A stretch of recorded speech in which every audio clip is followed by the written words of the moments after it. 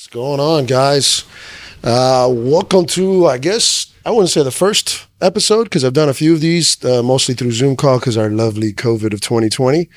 But now we're doing like live kind of guest kind of podcast.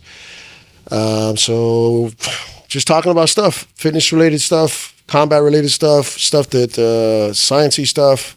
Hopefully we kind of build a bunch of different topics. As usual, if you guys can, if you've it's your first time kind of tuning into the show, subscribe, share this with somebody so that way we can kind of, the algorithm will kind of favor us so that we can produce better and better episodes. Today we have Mr. Brian BetanCourt. Am I saying your last name right? Yeah. Who's a master's in science. What's the master's actually in? It's exercise physiology, sports science. Okay. And what does that mean? Try to translate that for the person that doesn't know anything about fitness. Person, because I get that question a lot. Like, what the hell's an exercise physiologist? The layman's way is like, I'm just a really, really fancy personal trainer, right? Like, I'm fancy personal trainer. Fancy personal trainer, because the only difference is like we know like medication interactions, we know how to stress test, how to do like a ramp protocol with like a blood pressure cuff. It was really mainly intended for like research and for like medically supervised exercise. People with like diabetes and then on the far spectrum like performance, and mainly you saw EPs with like cyclists and shit like that. But really any sport will work, Okay, so what you're saying is it like you guys are just more on, like you said, the medical. So if someone's recovering from something, it's like you're still doing fitness, you're still doing the training, but you're a little bit more self-aware of like if they're taking medications or if they just had some type of heart or whatever. Yeah, you're on the two spectrums. I don't want to like really bucket it to medical, but like on the medical side, like for my personal experience, for instance, right? I worked at Baptist Health, right? As like an EP there. Okay. And I worked in like a lifestyle modification program. So I'm working with people with type 2 diabetes, coronary artery disease, but they're not able to go work at like a commercial gym. Like you can't take these people to like an LA Fitness because they might have a heart attack at any point. So it's like, you're monitoring them and a program that's challenging enough for them to hopefully make gains, but also like not stress them out too much. But then you also see EPs on the other side because they're the ones who manage the metabolic carts. They read the data for like cyclists that are trying to do like that's the stuff that's the stuff that me as a trainer, I find that shit fascinating as hell. It's like in the beginning when you see, you're like, oh man, this is super dope, and then like the hardest thing is like making it practical, right? Because it's very difficult to find that equipment outside of a lab.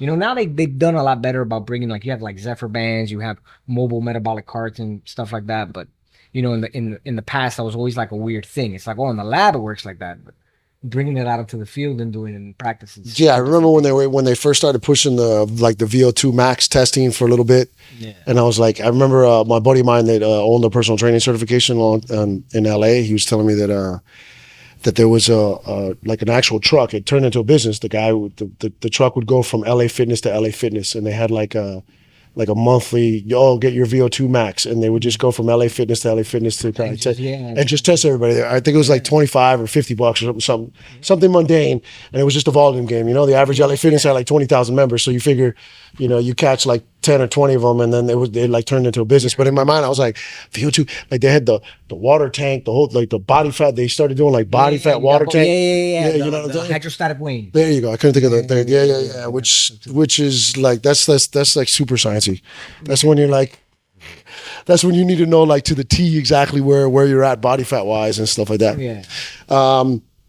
So how long you've actually been doing that? You said you've been doing it. We were talking earlier. You said like 10 years? I've been doing like strength conditioning like 11, 12 years. Okay. Like on the strength and conditioning side, I've always kind of been involved. I was lucky enough to like kind of be mentored under like Jesus Gallo, like Ed Downs, Felix Flores, like these kind of like strength and conditioning coaches, like more like in the basketball, baseball, combat sports kind of realm.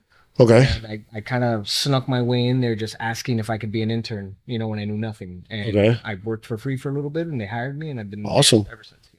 That's awesome. Explain to me, you named off a couple names, but I don't know the names. So Ed Downs is the guy who used to train like Dwayne Wade, Chris Bosh, Okay. Right now he's working with different college athletes. He consults and stuff, does like military contract work. Jesus Gallo was George Masvidal's old strength coach. He does Elio Tupuria. He does a bunch of baseball players. He does like pro athletes. And then Felix Flores is the owner of the Miami Perimeter. He's like part owner of the Miami Perimeter, and he works with a lot of like professional athletes and stuff. Right, because that's where you're working full time. Yeah, I'm a director of sports performance there. Yeah. Okay, Miami, and then tell everybody. I don't know what that is. Well, because it's far from me. Because I'm on the beach and you're all the way down south. Yeah, so the Miami Perimeter is like a facility, a sports performance facility that's really dedicated to working with youth and professional athletes, mainly in the realm of like basketball and volleyball.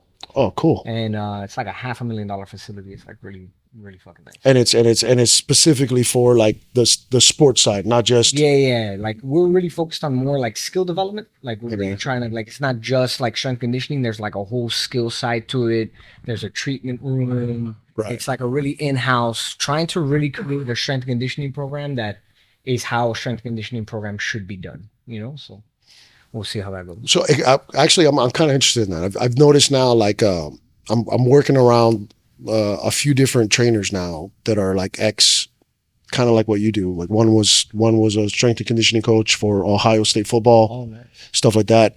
When you say skilled training, what do you mean by skilled training compared? Because you're saying athletic training, but like it's like a combination of like you're working out, but it's also like it's specific for whatever sport you're doing. So kind of explain that, because I'm not 100%. Different things. Not talking about the actual skill. So we do have a side that's the actual skill, like dribbling the ball, shooting the ball. So that kind of acquisition. The acquisition of the skill to perform the sport. Okay. But on the other side, and you've worked with athletes before too, right? You can get like a D1 athlete, you can get a professional athlete, and you'd be surprised that sometimes when they walk in the door to train, they can't fucking squat, right? Like you see them squat and you're like, oh man, that's really shitty. Whether it's like an ankle mobility issue or a hip issue or just like this motor learning, like they just don't fucking squat because they didn't really work out. They just played basketball and they got really good at basketball, right? Right. So it's like from a foundational level too, right? Like understanding, okay, like why load you with a barbell if you can't even squat in the beginning? Let's build the skill of squatting. Let's build the skill of whatever movement, a hip hinge, a hang, a climbing skill, whatever it is. Yeah, so understanding the mechanics of the movement. Yeah. Okay. Like teaching and educating somebody and then working on like building all that stuff. Yeah, I've noticed that too. Like a lot of people that are like anybody that does any repetitive motion, any sport, whether it's basketball, tennis, whatever it is, I feel like the better they get at the sport, the worse they get as a human. The worse they get in the gym, right? In other words, like a good example is like I was telling you earlier that I know Mario Sperry. Bro, the guy grabs you, he will crush your neck, but he can't lift his arm over his head. Yeah. It's like it's limited to that sport, and I tried helping him. He's an older cat, so he's sometimes a little bit like stubborn because in his mind he thinks more is better, So it's very difficult to kind of like with the older generation. Well, I'm saying older generation is kind of my generation, to be honest with you. They're kind of stuck in the ways. It's like, oh well, I don't do that. Like I don't stretch and la. So it's like one of those things. It's like what? Like you got to learn how to move better. Like the repetitive motion of or just do less. Or do less, but athletes that'll never happen. Yeah, they don't believe in it. So the funny thing with that, and what you start to kind of realize is there's this weird misconception that more is better, right? And if you look at it from just like a philosophical standpoint, stress plus stress equals more stress. More stress, right? So where's like the logic behind that? And in combat sports specifically, you see that, right? Like they fight, they're training like 6 hours a day, fighting like fucking animals, and then they're like, oh, I'm beat up, I'm banged up, but now I gotta go lift weights. And it's like they believe that, oh, now I have to do this strength conditioning component to be a better grappler. And they don't have anything to do with the other, right? Yeah, like, one has nothing to do with the other. You're gonna get better at grappling by grappling. You're gonna get better at basketball by playing basketball. You're gonna get better at all these things by doing that sport. So the strength conditioning side is not necessarily meant to be a job or to build mental toughness. No. You do that shit in your sport or whatever activity you do. What the strength conditioning side is meant to do, at least in my mind, is to aid you in recovery, aid you in understanding of your body, what's kind of fucking banged up, what's not, and how can we work to build something that's a little bit more resilient through recovery. Because that's the most important performance metric you can think of. If you feel like shit and you're going to go compete, you're going to compete like shit. If you feel fucking fresh and you go out there, you're going to murder people. You're going to murder people. That's like my philosophy especially if I work with a combat athlete. Like, I really take into mind that, you're training like fucking 6 hours a day. Why are we out here doing fucking good mornings, posterior chain work, and fucking sprinting up fucking stadium stairs? It's just volume on top of volume. When are they going to fucking recover? Yeah, it doesn't make sense. Yeah, and I've seen, I saw when Faraz, the GSP's old. Veer Zahabi. Yeah, Veer Zahabi. I remember a few years back, Joe Rogan had him on his podcast, and he was talking about like the principle of not being sore. And in my mind, I came from, I'm old enough to where, like, back when the gym business was just a bunch of meatheads, I was one of those meatheads, so I had that bodybuilding kind of mentality. Now that I've gotten older, I've like actually done like an actual sport. I've kind of like personally seen injuries outside of me learning more in my own field and stuff like that, working with, talking to people like you and stuff like that. I've noticed that like you want to try to do something every day, but it's like you said, it's like a skill related movement. So are we going to work on agility today? So it's like, okay, we're taxing your nervous system. All right, cool. Now we're going to do 5 box jumps. We'll just keep throwing something out of the air. Now we're working explosiveness. And then the next day, okay, now we're going to do heavy deadlifts. Okay, cool. Yeah, working on strength. Yeah. The day after that, we're gonna do yoga class, which is still working out, but it's yoga. It's somewhat recovery. So I've noticed now that it's more about like a volume game with purpose, not just volume for volume purposes. 100%. Yeah, like and that's where a lot, like you said, a lot of the combat sports guys they think it more is better. It's like, all right, I did an hour and a half of jujitsu or whatever it is, and then I'm gonna go do an hour and a half of legs. You're like, what are you doing? Like, this is dumb. I mean, more people are starting, I think, to get into the avenue and realize, like, oh shit, like even like MMA guys. If you see like Holloway fought last night and he won.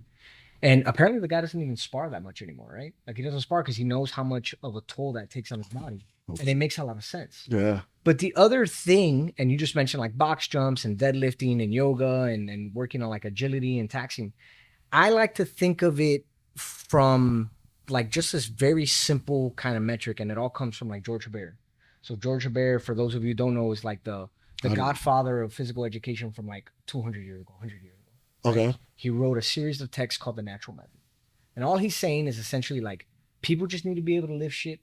People need to be able to do like gymnastics kind of movements. They need to be able to work cooperatively against each other, and everybody should know how to fight. Right? So those are the 4 principles. That's all you fucking need to do. Now we fast forward, a guy like Erwin LaCour creates MoveNat, where he takes that whole system and he systemizes it. Okay. I went, like Cliff Note, I went and I did those 2 certifications.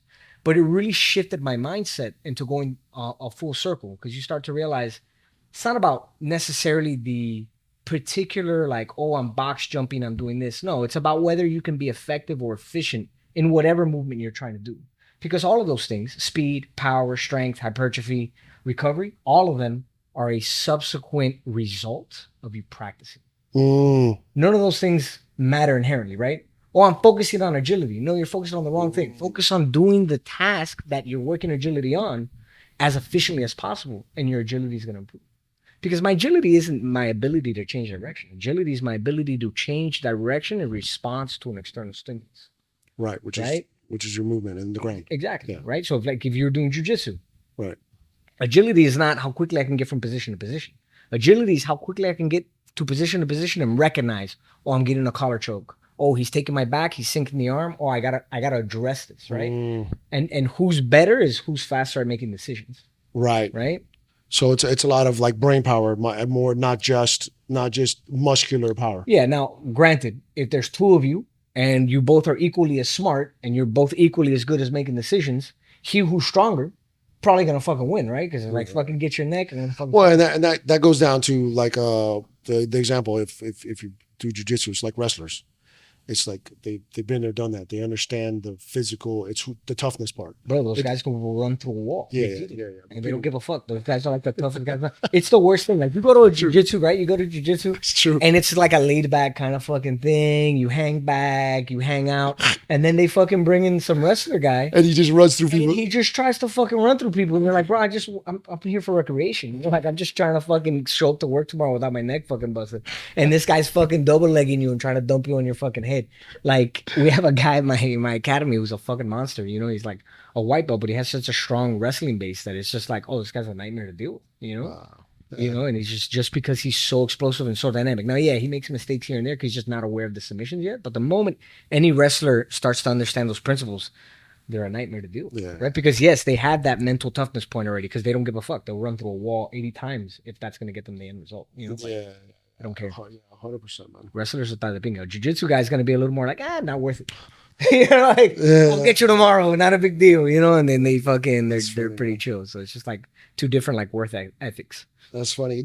When you're dealing with that, like you said, you've dealt with MMA guys, right? You were telling me. So currently, I've worked with Sydney Outlaw and Roman Feraldo. Okay. And mainly with Roman, I just do his mobility work, right? Like he just comes in and we just do like 30 minutes to an hour of mobility work right before he goes in to do his striking session. Right.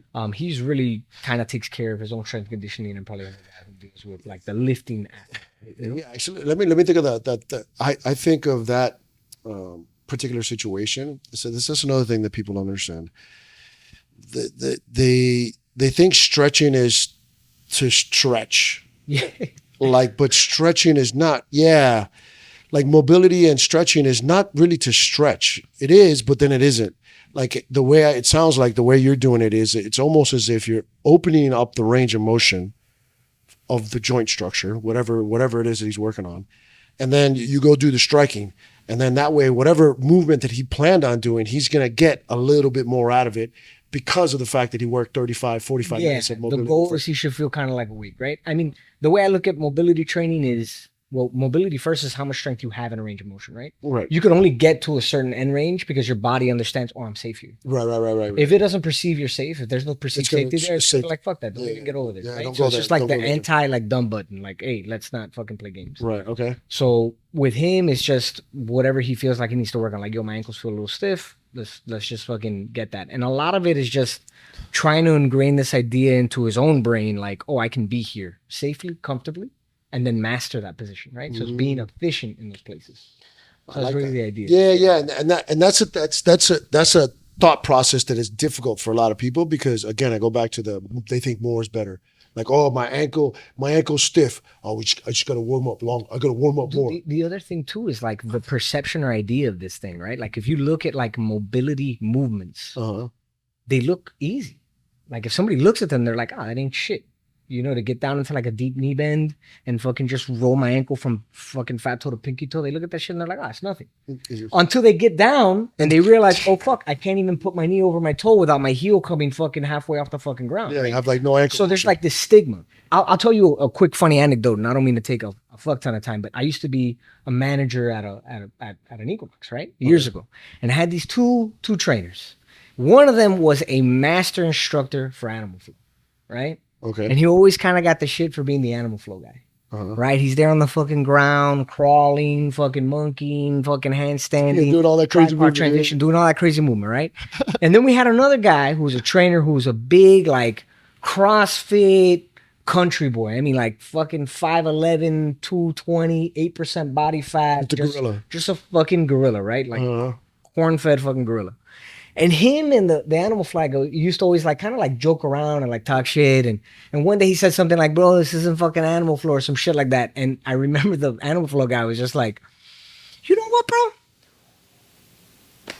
Let's just see. Like, who the fuck is actually really that strong? And he fucking grabs like a 70-pound kettlebell. And this is not a big dude, bro. He's probably like around your size. Right. And he grabs like a fucking kettlebell. I mean, obviously bigger than me. Grabs a kettlebell and he just strict presses like fucking 70 pounds like it's like nothing. Wow, and then just brings it right back down and then hands it to the CrossFit guy. And goes lift it. And when he goes to press it, it's like this fucking like, this like weird like, thoracic extension, kind of like dip a little bit, struggle to this, and then I can clean it up. And then he like puts it down and he's like, fuck you, man. I did like arms, so I'm a little sore. So then whatever. They go to deadlift. They go to squat. They go to bench. And the animal flow guy, when you go and you look at it, like that motherfucker was probably stronger pound for pound. And then after they deadlifted and after they squatted and after they benched, he goes, all right, so now it's your turn to do something that I do. And he fucking goes into a handstand and he just fucking walks across the gym in a handstand and then just fucking comes back down. And the other guy couldn't do that shit. And when I saw that, I was like, wow, there's something to it. So I hired my own employee to personally train me for a little bit. And that's how I got really, really into like the movement shit. Really? And I started to realize, oh, this makes infinitely more sense than fucking like this weird dogma of, oh, you got to deadlift, you got to back squat, you got to bench, you got to press. If you see any of those fucking powerlifter guys, they barely fucking move. Yeah, they're moving. Put them on the floor, ask them to get up off the ground. They fucking struggle. It's like watching a fucking turtle on like a shell and backwards. And it's like, dude, you may be able to squat, bench, or deadlift 600 pounds. Pero no importa. You can't get off the fucking ground. And then that becomes even more inherently Like obvious when you go into something like grappling. You get these fucking guys that come in that do CrossFit, they back squat, they bench, they do whatever, they're fucking animals. They still get armbarred, they still get choked, and generally by somebody who they outweigh by 60 pounds. It's true. And they get mangled. Right. And then they're sitting there confused as the fuck, I can lift all this weight. And that's when you just, it's inherent. Like, it doesn't fucking matter how strong you are if you don't know what the fuck you're doing on the mat. Right. But the opposite is true. You can know all you know on the mat, but you may not understand how to train appropriately outside the mat because you just don't have the knowledge. Right. And that's where I feel like at least the grappling, the jiu-jitsu side is behind a little bit. They haven't figured that out yet. Yeah. And it's because it hasn't been an organized sport now for a while. You know, like you watch like a lot of the stuff that we're talking about now, my boy Sebastian, he's like, oh yeah, we did all that stuff because he was a D2 basketball player. Yeah. So it's organized sports. So you get guys like you, everybody that is like understands how movement works. Yeah, it's like an organized strength. Yeah, it's an organized strength and conditioning, even though it's like kind of cookie cut for the whole team to some extent. Yeah, no, usually. Yeah. Unless it's like a star player that they're kind of like giving a little. Sometimes you go into a college strength room and like everybody's lifting the same fucking weight. Like, oh, you're gonna deadlift. I'm just setting up a deadlift, and obviously it depends on the coach. It shouldn't be like that, but we're all gonna deadlift the same fucking weight, and it's like, how? One guy's 6'5". 6'5", 180. Another guy is 6'8". Like they don't have the same joint angles. They're lifted from the same height, and then evidently somebody gets fucked. Yeah. But you see that. But the thing with jujitsu, and in all honesty, it almost there's like a point to where it doesn't matter like how you really lift that much. Because I mean, look at somebody like Gordon Ryan. He doesn't look like he does any fucking movement training, and that guy destroys people. He trains like a fucking bodybuilder. He's also sauced to the gills, right? Yeah. And that's just inherent in the sport. I mean, if you look at those sort of things that just happened in December, 5 people got fucking busted for fucking performance. Yeah. But it's a non-tested organization, right? Right. So like everybody's doing it. So apparently Gordon Ryan, this is according to Danaher, his coach, apparently his ability to do isometric contraction is unreal. Dude, the guy's a freak. Yeah, apparently that's what Danaher says that his special skill is that his special skill is that he's able to hold an isometric contraction forever. Doesn't get tired. And that's one of the reasons why he says that he thinks he does so well outside of him being, an athlete and super dedicated. All that other stuff is very important as well. But one of his like natural gifts is that the guy's just able to squeeze and hold the squeeze. He trains probably harder than anybody, and he retains information better than everybody. And that's literally why he's like the best guy. Yeah. And I remember having this discussion with a black belt that I used to train with up in New York. He told me that he's like, bro, that guy just studies. And then my current coach, they did I don't know if it was in 2017 or 16. I'm not sure what year it was. But Gordon Ryan came, and it was actually a whole camp. It was him, all the top guys. Off the top of my head, I can't remember all their names. But my coach even said, he's like, dude, the only person that showed up to every workout was Gordon Ryan. Yeah, that guy. He's like he was there. They were doing 2 days. He was there in the morning. He was there in the afternoon. He did not speak. You would tell him to do something, he'd look and go, okay. Yeah, his work ethic is unreal. So now here's the thing though. People are like, oh, I'm gonna train just like Gordon Ryan. It's like, how the fuck do you expect to train at like the top 1% of the echelon the way that he trains? Yeah, it's true. You probably need to be doing something else for you, right? Like training is specific to you, the individual. And then when you think about that, like in the grand scheme of things, you still should just be training things that make sense, right? Like it isn't like you're a guy who's average level jujitsu, and then you're gonna go crush yourself at the gym, fucking doing bicep curls and hamstring fucking curls and shit like that, like a bodybuilder. Kill yourself with high volume, get back to the gym and just realize, oh, I'm getting fucking mangled because I'm fucking exhausted because you just can't handle the same workload. How do the MMA guys do it? Because right now the MMA guys have gotten pretty good at outside of, they're probably on the sauce, probably some of them, but so some of them are on the sauce. Well, outside of that, how is it that, because you see it, where you see it, you know who Mackenzie Dern is, right? Yeah. You saw her when she competed. She was like almost every woman. She was soft. You could tell she was fit, but she was soft. Within 6 months of her transitioning to MMA, she's not soft no more. She's gained like a good 5. Yeah, she's gained a good 5 or 10 pounds of muscle. And then I heard, we were talking about earlier, the fight dietitian guy, and he was telling me that, or he was saying, he was chatting with Craig Jones, and he was saying, he's like, the MMA guys, at least they follow directions. He's like, there's enough now athletic trainers, there's enough now where it's like they understand. They just go, okay, what do you want me to do? You want me to lift today? Okay. You want me to do yoga today? Okay. You want me to go to do sauna? Okay. I think it's because more organized. That's it. That's all. It's more organized because in MMA you have a team. And that team kind of dictates what's happening, right? Like you have your dietitian, you have your strength coach, at least in the higher ends. Right. The like bigger guys. Israel Adesanya, Volkanovski. Right. Yeah. When you're actually doing like actual camps. Yeah. Like when you're high, you're in like a 14-week camp. Everything is kind of dictated for you. You got your striking coach. You know when you're going to go to wrestling. Everything is kind of scheduled out. Right. You know, so they're like way more organized. Versus the average jiu-jitsu athlete knows when he has class, but he's responsible for his own strength and conditioning work. Right. He doesn't have anybody to guide him generally. Like the majority of them are training themselves. Yeah, and that's another thing too. Like I've noticed, like they're in the jiu-jitsu. Well, it's because like I said, the sport is still relatively new. It hasn't been around so long, but there's no season. So there's like it's 365. It's 365 a year. So like one of my friends, he's an active competitor, and we're talking about that. I'm like, man, how do you prep? Like it's like there's no real. Unless you pick like one or two events a year that you're going to do, like these are the ones that I do no matter what, then you can create your own season. But there is no actual season. Well, now you can create a camp. So like with my jiu-jitsu athlete that I work with in particular, like we ask, what events do you have? Okay. At least like 8 weeks out. Okay. Right. And we schedule them out, and we know, okay, yeah, you got Jiu-Jitsu World League yesterday. You got whatever, Pans, Worlds, whatever, on these days. You're periodizing, right? So now it's my job, right, to organize like how we're going to train to that event. Right. You know, and that's where people miss. Now, like a lot of the jiu-jitsu athletes, they just compete all the fucking time. Right. And if that's the case, you just got to do less, right? You don't do more strength conditioning, you do less strength conditioning, right? Because you have too many competitions. You want to go to the competitions relatively recovered. Now you have the other idea of, these competitions don't matter to me as much, so I don't really care how I feel going into them. So if I win or lose, obviously I want to win, but it's just experience. Competing and being in that mindset. Okay. But these competitions, I'm really focusing on trying to win. So then okay, taper less here, work harder here. You know, and you figure out all that kind of stuff. So gotcha. I think though that's really probably going to be the more organized route to do it. But again, it goes back to doing less. So the problem with a lot of strength conditioning coaches is they treat the gym like it's the athlete's fucking job. Right? Like they're like, you got to come here. You got to fucking lift. We got to make fucking crazy progress on how strong you get.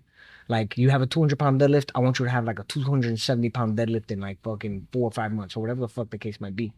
And it's like, the volume you're going to put this guy through is going to impact how they train on the mat. Which is what they're training for. Exactly. So why the fuck would I train harder in the gym when it's going to sacrifice my mat time? Because eventually the means aren't going to, they're not going to justify it. And I think that's what happens with a lot of the jiu-jitsu guys.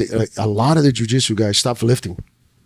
Yeah. They just don't lift. Because it makes more sense to just do more jiu-jitsu. Yeah. Right? Because they can't find a happy medium. I've talked to a couple of jiu-jitsu athletes or even wrestlers that are like, yeah, I always felt beat up. My neck always fucking felt mangled. My back was always fucking sore. My knee always fucking hurt. And it was like, what were you doing? I was doing CrossFit or fucking wrestling. Okay, yeah. That'll fucking do it to you, right? Or like, I know an athlete that was working with somebody who, on a Friday, they're in a field, right? Running 400-meter repeats. Or doing the stairs of a fucking stadium in the fucking sun at like 2, 3 o'clock in fucking Florida. Jesus. And then they got to go practice at night. That's just judo. What? Have you seen a judo practice? Yeah. They're fucking throwing each other. Have you ever met a judo brown belt? Jesus Christ. They're all banged up. Yeah, they're all fucking beat up. So it's like, how does that make sense? Like, you're going to, like, if you're the strength and conditioning coach, why would I make you come on a Friday and do that shit in the sun when you're not going to recover in time to go to your practice at night, right? It's conditioning work. It's going to make them better shape. No. Let's figure something out. Put it on a different day, right? Or just change the conditioning entirely to something that's going to be adequate. Right. And that's the thing. And I'm glad. Listen, man, I'm glad that people like you are now getting into the grappling world because like I said, it was Craig Jones said it when he was talking with the fight dietitian guy. He was just saying that because of the fact that jiu-jitsu predominantly comes from Brazil. You got the favela guys, bro. The guys that came from Brazil, and they're basically what we were here in the 90s when I was coming up in fitness. It was just all meatheads. It was all like more is better. Don't be a pussy. Yeah. That type of vibe. It's they think that 2-a-days is you have to do 2-a-days. You're like, no, you don't. Yeah. No, you don't. Yeah, you really don't. Less is like, honestly, look, I work with my athletes, and I test their 1 rep max on like a deadlift, a squat, whatever the lift may be, and I can show you. I can even pull it up on my phone and show you that they've all gotten stronger, and we deadlift less, we squat less. I probably squat them maybe 9-week blocks out of the year, multiple times a year, but 9 weeks. 9 weeks, we're going to focus on the squat. We're going to take a break from the squat entirely. We're going to deadlift. We're still squatting. We're just not doing like a barbell front squat 365 days a year. You know why? Because they're not fucking powerlifting. Yeah, right? That makes no sense. They're not fucking powerlifters, right? Their job is to go choke somebody, not fucking lift as much as they can off the ground. So what's the...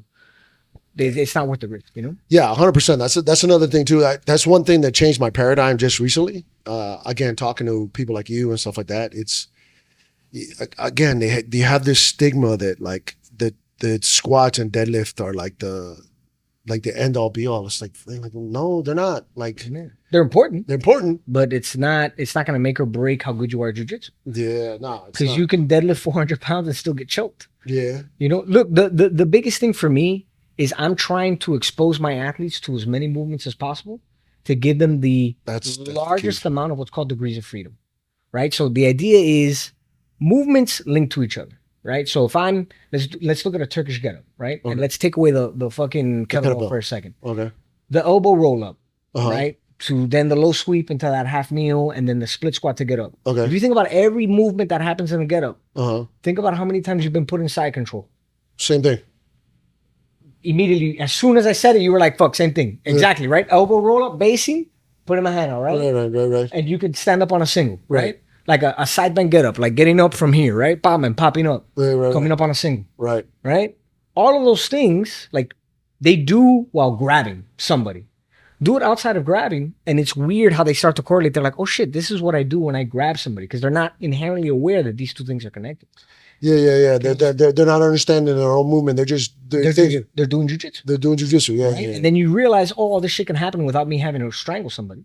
And then there's this connect the dots moment that takes a little bit, where they're like, coño, on my back, this perception of this idea of these points of support and how my body moves, this is what happens to me on the mat. And I'm not saying that's going to inherently make them better at jiu-jitsu, because that's the biggest misconception in strength conditioning is I make you better at your sport. No, you make yourself better at your sport by doing your sport. What I do is improve performance variables. I can make you jump higher. I can make you stronger. I can potentially make you run faster. But if you played football, I can make you catch a ball better. That's you. That's you. That's your skill. Yeah, that's 100%. And that's evident like in any sport. Like I don't make you better at your sport. I make the variables that could potentially make you better at your sport. I can improve them, but I can't make you a fucking winner.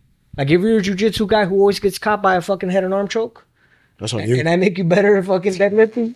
You started with me, you're deadlifting 200 pounds. By the time you're done with me, you're doing 315. Guess what? You're still getting head and arm choke. What's the problem? That deadlift?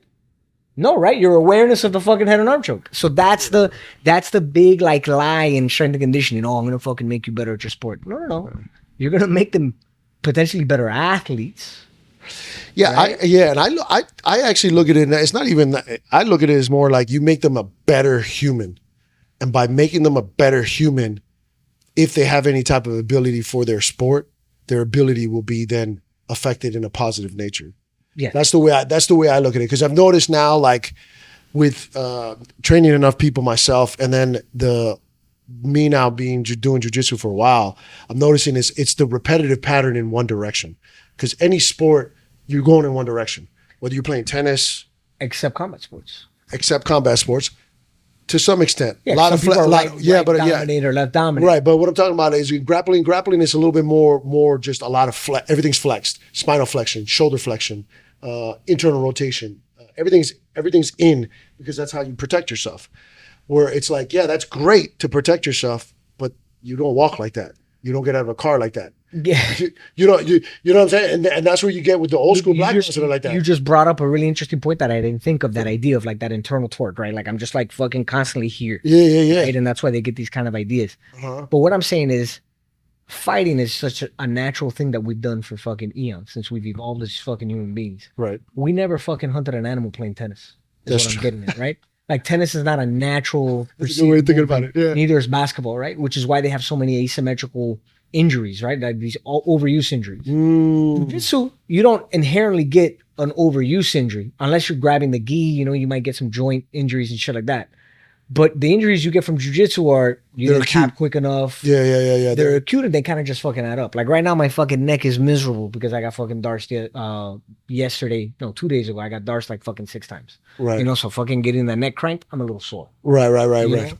But the idea of grappling is a very natural kind of I never movement, even. right? It's It's actually something we're designed to fucking do. Like our body is designed to do that shit. we're designed to basically fight each other. It sounds crazy, but it's kind of For true. fun or whether to protect food. But I mean, Food or kill thy neighbor. or kill the guy so you can bang a chick. You know, like that's the whole thing. So you can bang a chick. So that's So you bang his chick. I like that. that's You got to read the rewards. Hey, yeah, that's the whole thing. But like when you think about the other stuff, football, basketball, no, we're able to do that because our brain grew fast enough that you have a fridge that's full of food. You don't have to go out and hunt anybody, right? So we live this very nice life with air conditioning, and we play football to play football. We can do it because we want to. There's no fucking gorilla out in the wild playing basketball. A gorilla fucking eats, it fights, and it fucks. That's it. And that's what we did millions of years ago, right? So jujitsu is just an evolution, bro. right? EFF, baby. Dude, one of the some folks. Look, a preponderance of evidence. Like if you look at any grappling art, that's like a very thorough grappling art, any striking art. Right. Muay Thai, boxing, left way, kickboxing, karate, whatever. What do they all have? A jab. They all have a straight cross, right? A variation of it. Yeah, some variation of it. Right? Yeah. Right. Fucking Thai boxing is in that fucking area of Thailand, Burma, all those countries. Boxing, Europe and the United States. Those two places never really got together. They just. So somebody in fucking, you know, like a European country was like, damn, this is a great tool to use. Right. And some other fucking cocksucker in Thailand who never met the guy in Europe was like, damn, this is a fucking great tool to use. Think about how perfect those movements are. That people in different parts of the world at different times all came to the same conclusion without ever meeting each other. Well, I never really thought about it. That's actually very, very true. And the same thing in grappling. You got a double leg in judo. You got a double leg in wrestling, right? Yeah. You got a hip toss in wrestling. You got a hip toss in judo. You got a single leg. You got all these movements that are pretty much the same fucking thing. Even like control positions and pins are the same. And people that have never met. Now, when you look at historically, yes, Japanese, they scattered around. They went to Brazil. They taught all these things. But you still had like luta libre and shit like that was doing it probably without ever encountering anybody. Right. In other words, the basic framework has been there, and you know, until only within the last like 50 years, people didn't talk each other the way they talk each other now. Yeah. So how did they come to that? Yeah. It's basically been just built into who we are. It's exactly. It's ingrained in our fucking DNA. Yeah. That's right? And it's my argument for the gym at all the time. And I'm not telling people not to go to the gym. I think it's important that you go to the gym, but it's that you don't see anything other than a human being at the gym. When the fuck do you see a chimp benching? And a chimp will grab you. Have you seen the video of the guy like in the cage and he walks up to the chimp and it fucking grabs him? Like collar grabs him and brings him up and the guy's trying to like break the grip and he can't. And then it grabs him by his ankle with like his foot and then grabs him again and just pull him in. And the chimp is like fucking like 10 times stronger than we are. Yeah. This guy's going to have a miserable fucking time. And it's like, the chimp doesn't go to the gym. He doesn't go to the gym. He just hangs out. He just hangs out on a tree. And he deadlifts more than both of us. And he deadlifts more than both of us, you know? And it's just like that shit. And honestly, the first time I heard that was they did an interview with Erwin LaCour. And they asked him, he did something for like Men's Health. It was like the workout that the world forgot. And it's like this guy just running outside, lifting fucking rocks, swinging through trees, like shit like that. And some guy's like, you know, why? Why? And he goes, have you ever seen an out of shape eagle? Or an out of shape fish, or an out of shape lion, or an out of shape monkey? In a zoo. But not out in the wild, right? They're never fucking out of shape. Why? Because they do what they're designed to do. What are we designed to do? We're designed to live shit. We're designed to fight. We're designed to work together. We're designed to just do that. And doing that, and that's what goes back to what I said earlier, just doing that alone will make you stronger, will make you more agile, will make you, you know, put on size, whatever the goal is. Because that is a result of you practicing how you were designed to fucking move. Versus the other way around. I'm going to go to the gym and focus on strength. Yeah, it makes no sense. It's like, it makes sense, but you've limited yourself to this one idea. Versus if you just did everything, you can reap all the benefits. Yeah, it goes back to what I was saying earlier, that this guy that was GSP's coach was talking about the believing in like not ever really being sore. Like you need to do movement so consistently and so often that it's just what you do. It's not like, oh, I'm trying to do like my max. It's like, why?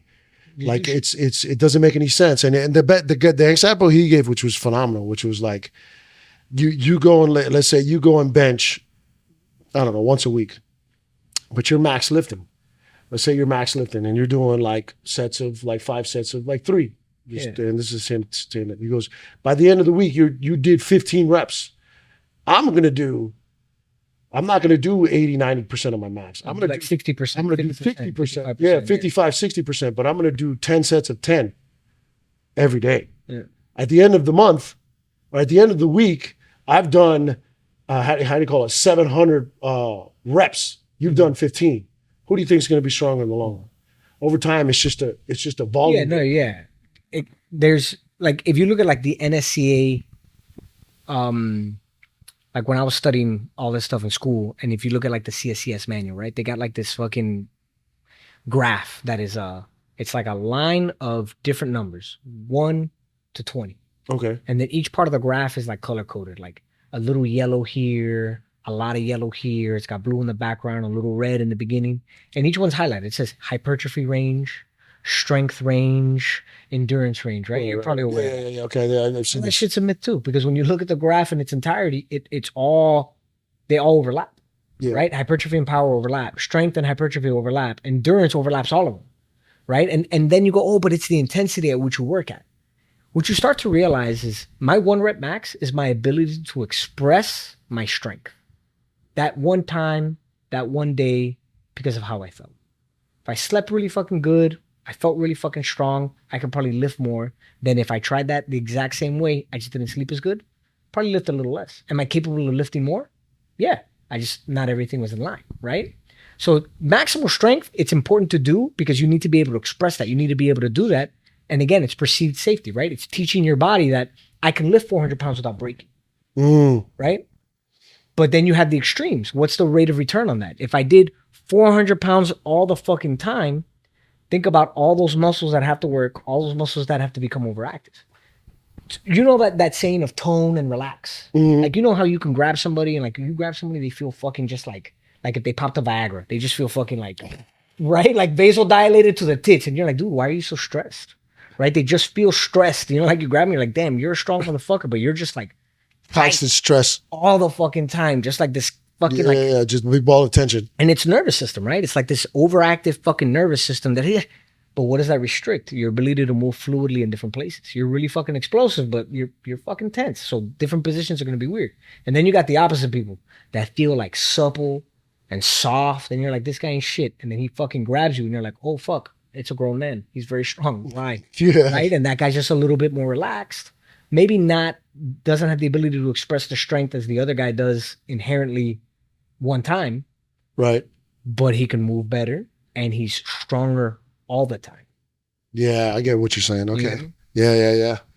Wow, I never really thought that's true. How do you deal with diet though with those guys? I don't take care of the nutrition component at all, right? Zero. I'll give them some recommendations, but that's not my job. Okay. I'm a firm believer that everybody's got a job to do. So if somebody asks me about diet, I refer them to a dietitian. I'm like, I'm not here to tell you how to cut weight. There's somebody who went to school and does that job way better than I do. Knows how to do it. So just go to that person. Yeah, I'm kind of on the same lines, man. When people ask me about diet, I tell them I can teach you the basics, but you got to make those decisions for yourself. At the end of the day, and or go see somebody that is specialized. That's what they do, right? Like, I don't expect the guy who studied only nutrition to tell you how to exercise. You shouldn't expect me, who all I studied was movement, exercise, and physiology, to tell you how to eat, bro. There's somebody who does that job and has experience and will take care of you. And that's what I try and do. I form a team around my athletes. Hey, is the dietitian that's what I'm gonna work with. Or they come to me, hey, I hurt my shoulder. not a fucking physical therapist, bro. Like I'll give you some exercises and I'll work alongside a physical therapist, but I'm not here to massage your shoulder. Like that's not my job. Right. You're not there to do therapy. You're there to complement the therapist. So I have a PT. So when I have a PT, so one of my athletes, I started working with him the day after he tore his LCL. Right? He tore his LCL grappling. Fucking literally, he walked up to me and he said, "Hey, I got to talk to you today." And I said, "Yeah, man, let's talk." He went to go grapple. Bam! You heard that shit pop in the gym. Everybody running up, and I was like, "Fuck." You know, talk to him, and he's like, "Dude, I was literally gonna ask you to start training me. I just fucking tore my LCL." I said, "Don't worry about it. I know a PT." Put him in touch with the PT. The PT examined him. Grade 1. Hey, let's do some BFR. Let's take him through these protocols. Brian, I trust you to do the exercises. These are my recommendations. Keep me posted. So he went to the PT for the manual work. He went and saw me. I gave him the exercises. 4 or 5 weeks. Back to normal. Back, fought, and won. Oh shit! Wow, good for him. With a flying knee. One with a flying knee. So it's like, you know, like you can't. That's amazing, man. Everybody has a fucking job. Like I'm not here to wear a bunch of hats, bro. I'm here to do my job really, really fucking well. And that's good that you guys have that place. You guys have those resources for a lot of people, because most places don't, man. Like even like you said, you worked at Equinox. I work at Equinox, and you know I train people there. But man, we're all good trainers. All of us know what we're doing. But that's the part that we don't have. It's like, why is it that we don't have a resource for a physical therapist or a resource for like a registered dietitian? It's like we should. It's like we're charging the clientele like an arm and a leg to train with us. They should have access to some kind of like that component finishes it off. Yeah, exactly. In other words, because everyone, it's life. Everyone, even people that are not athletes, are gonna like, oh, I twisted my ankle, or I was horseback riding, I went skiing, or something like that I basically blew out my knee. You know, and then it's like, all right, cool. It's like, all right, well, go figure it out. Yeah. You know, sorry to hear that. I hope you have insurance. I'll give you some stuff that I hope you. I mean, at the end of the day, like when you look at all that stuff, you're touching on like the wellness side aspect of it, right? Like where it's like nutrition's 80% of it, movement's 20% of it, mindset's 100% of it, right? Like mindset makes the totality, because it's a lot of the nutrition aspect is the psychology behind how they eat, right? Like it's all behavior kind of based stuff, which is like a different topic entirely. And then the other half of it is education, right? Like the out of shape vegan. Out of shape, what is the it? Out of shape vegan, like somebody who's like, oh, I'm vegan, and they automatically think they're healthy, and when you show up to their place, all they eat is processed food, right? They don't eat anything like their meal isn't like, if you're vegan, their meal isn't fucking kale with beans and mushrooms. Like it's not like one of those wellness bowls. It's like, yo, what are you eating today? I got this fucking vegan cupcake and some Oreos and some almond milk, and it's like. Okay, right? It's an education problem at that standpoint, right? They just eat poorly because they think, oh, I follow this specific idea, I'm eating healthy. No, it's retarded. You know, like, yeah. It's like you said, it goes back to the wellness thing. It's like they're trying to cheat the system instead of realizing that you got to have all the right like people in order for you to have the greatest success. Yeah.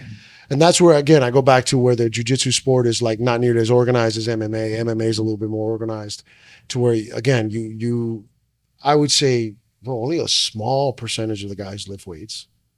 They don't really lift anything heavy. Only a small percentage of them do like mobility work, except for like the high level guys. Even the high level guys, they're limber or flexible or mobile or whatever you want to call it. Sometimes they're stiff as fuck. They're still monsters. Right. But most of them, it's because they learned that movement when they were kids.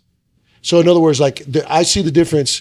I don't know if you've noticed it, but I see it because I've seen some of the high level jiu-jitsu guys that are like, you know, in their early 20s, 20, 21, like 19, but they started when they were 12.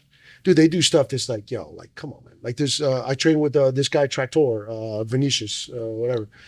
Guy's 240, but the guy does the splits like, and I'm talking like splits, not like, oh, I'm flexible. No, like I'm limber. Yeah. And I have control over my it's literal mobility. Perceived safety. Perceived safety, yeah, strong. But like it throws you off because it's like, how are you this big?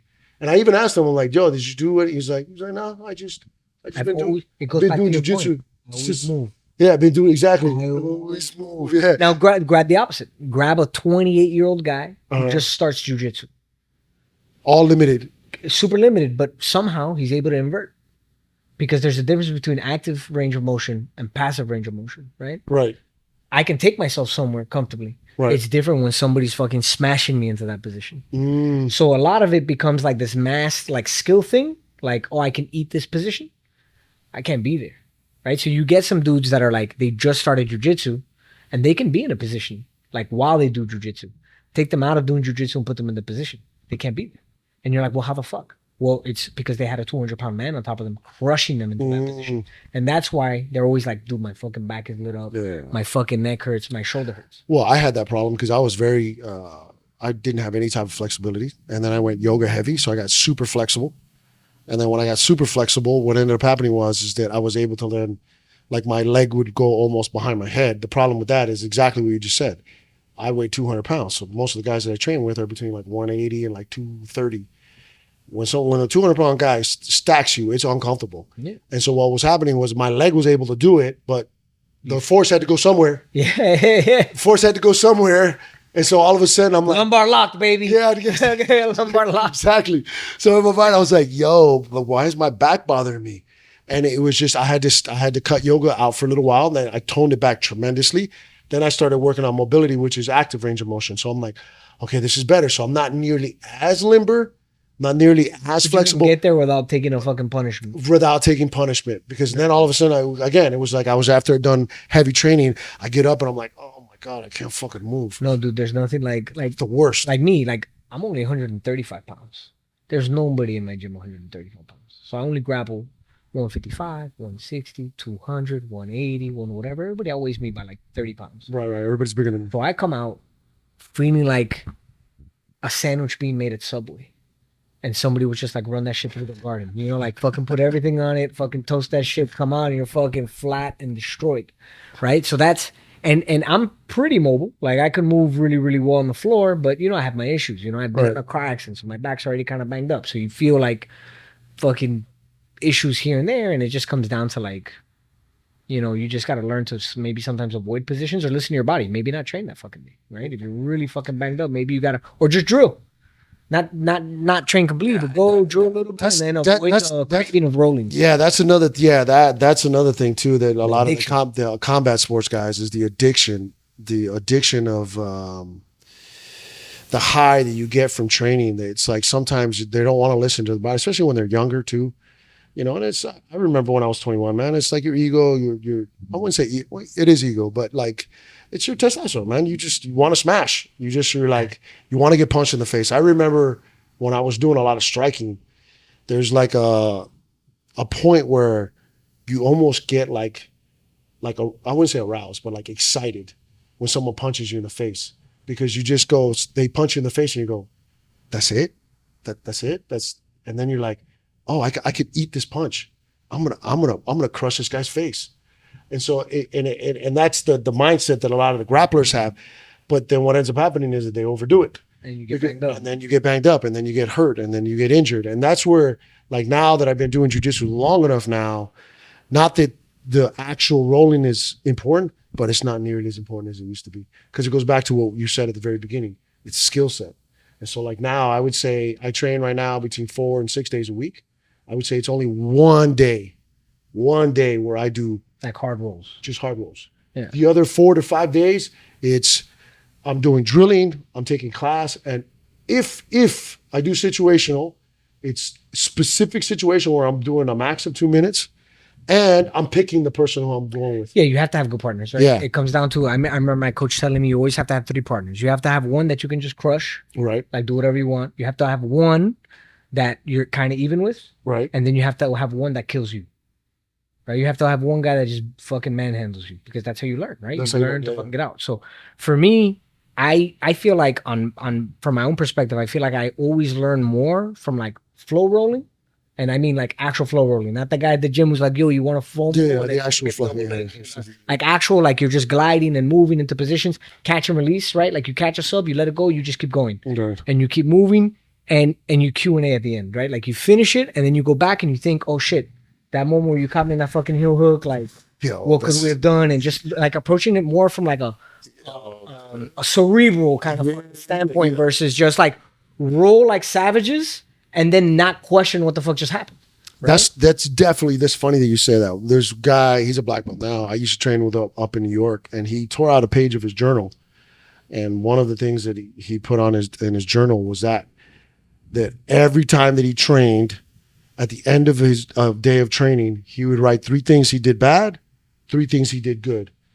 And then the 3 things that he did bad, he would go immediately and ask a black belt or one of the older guys or one of the professors, like, hey man, I got caught XYZ, whatever. Can you troubleshoot it with me? And he goes, and dude, and I started implementing that. Where like now I kind of like I do cerebral, like I walk through like, what did I do? Oh, my top game was pretty good today. Kind of I was like, oh, my butterflies are pretty good. Ooh, that shoulder crush I did was actually pretty solid. All right, this guy snatched my neck, like I fucked up there. And then I said, yeah. Then I started, how did I fuck up? Did I turn into him? Was he just beating me to the chase? I start running the movie in my mind.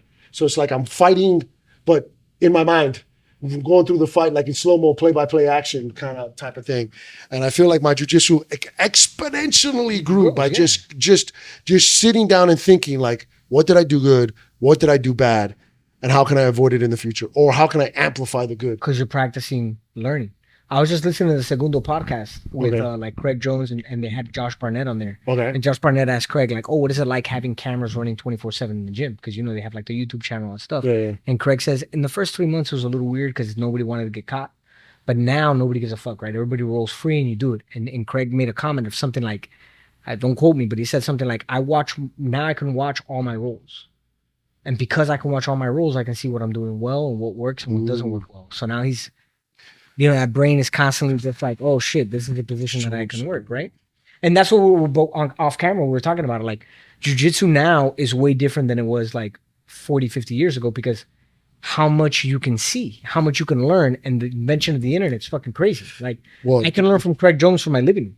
What changed the game was 2020, man. The BJJ Fanatics went from like kind of a DVD company to like a DVD company. Yeah, video streams. Video, yeah. You have Jiu-Jitsu X from Legion, like but it was like just a beautiful, but like the 2020, that's one thing that I must admit that came out positive from 2020 was that the jiu-jitsu people were like, yo, now it's time to make money online. And they came out with, dude, every single black belt like on the planet came out with like a and now tutorial. You practice from your living room. Some friends of yours that do jiu-jitsu. Yeah, that's my place. I got some mats. Now I have drilling partners. I have my drilling partner. He clips the tutorial like into little pieces, puts it up on Google Drive.